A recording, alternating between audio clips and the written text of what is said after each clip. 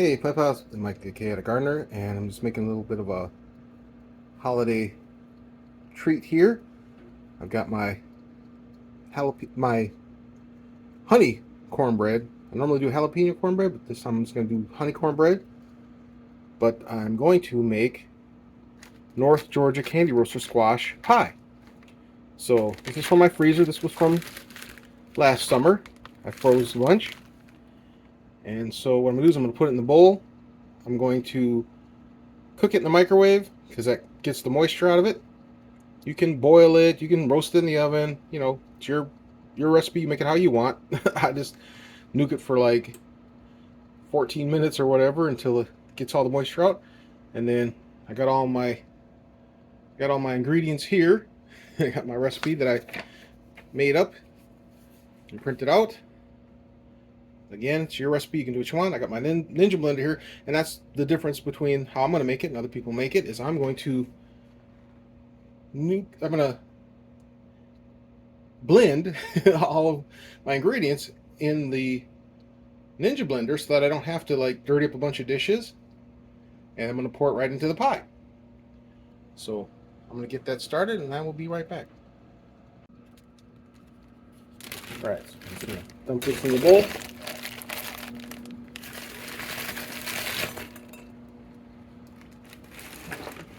Again, this was from 2023. Put a paper plate over it to capture the steam. I'm gonna steam it for, like I said, I'll set it for like probably 14 minutes, and then I'll just check on it. I'll be back.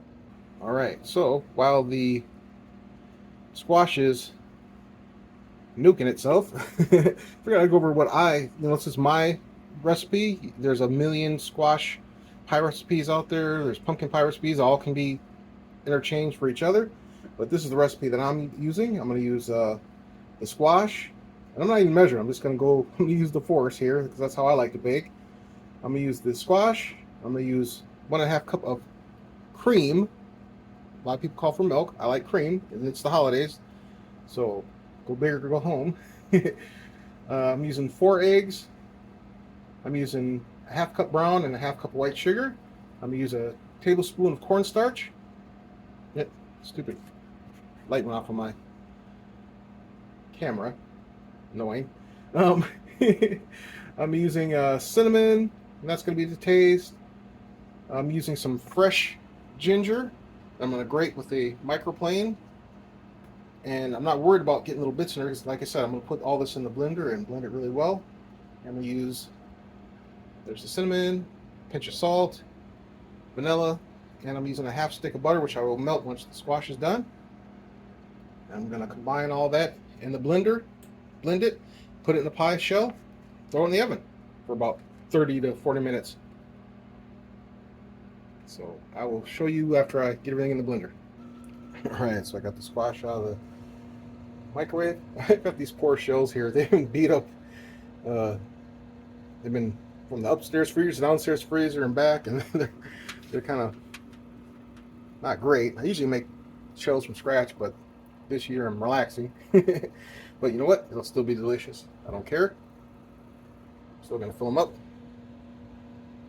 So I gotta put this. I'm gonna let this cool down a little bit before I put it in the blender, and then I gotta melt that butter, the sugar. I already put the eggs and the cornstarch and the vanilla in the blender already. I'm gonna put the cream after I get this butter melted, and then I'm gonna blend it all up with the sugars. I'll be back. All right, so I use my Ninja blender. So now I can just take it off. I can do it with one hand, and then bring it over to my shells. And that's the nice thing about this method is you just pour it right into the shell, and then that'll go right into the oven. And if you have any left over, if you don't want to fill it sky high, what you can do is you can add a little bit of flour to it to make pancakes, You can add more flour to it and make cookies or muffins. So yeah, it's a very versatile recipe. It's just the base. The base is the custard, and technically, because it's, well, if you cook the eggs, if you had pasteurized eggs or whatever, you could make and replace the whites with yolks. You can make ice cream. So you just got to know the starter recipe, and you can branch off from there. It's all right. So actually, I don't have much left in here, so I think I might be able to squeeze it all in here.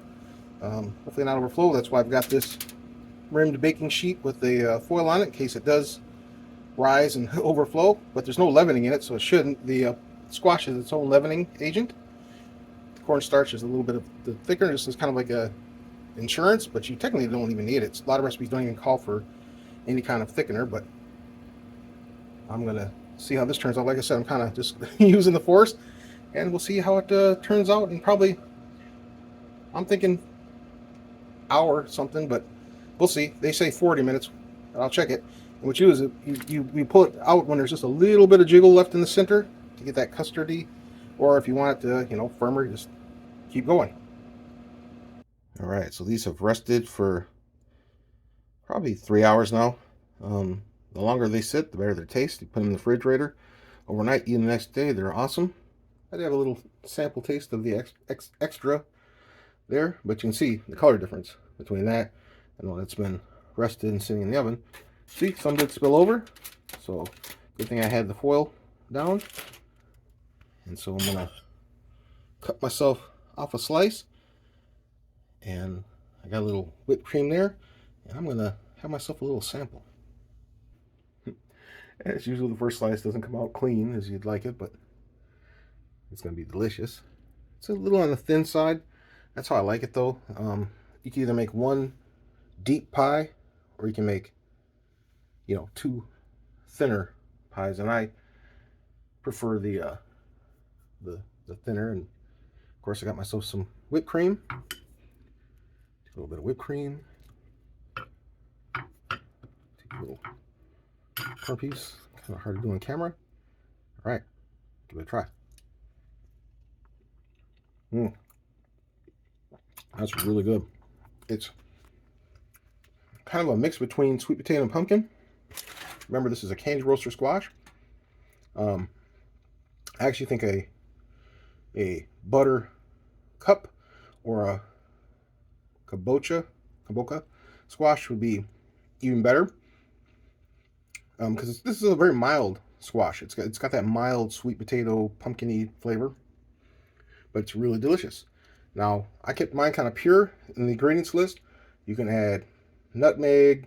All I had was a cinnamon and a little bit of fresh ginger. You can add allspice, clove, whatever you like in your pies. So good. It's very sweet, but it's really delicious. All right, so there you go. So I took some squash from 2023 and turned it into a delicious pie 2024.